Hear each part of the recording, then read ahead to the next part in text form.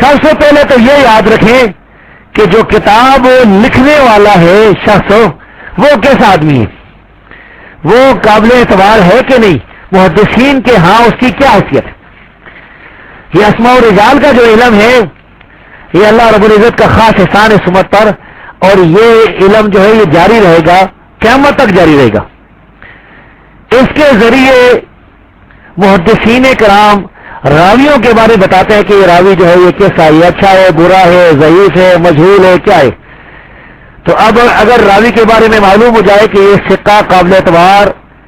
قابل اعتماد، سچا انسان تھا، اس کی روایت صحیح ہے، تو اس کی حدیث اور روایت کو حجت بنایا جاتا ہے، اسے بیان بھی کیا جاتا ہے اور استدلال بھی کیا جاتا ہے. اور اگر راوی کا ثقہ ہونا ثابت نہ ہو، صدوق ہونا ثابت نہ ہو، مقبول ثابت ہونا ثابت نہ ہو، تو پھر اس کی روایت کو مردود سمجھ جاتا ہے. تو اس لیے سب سے پہلے اگر کسی کتاب کے بارے میں آپ تحقیق کرنا چاہیں، کسی کتاب جو ہے اس کو مطالعہ کرنا چاہیں،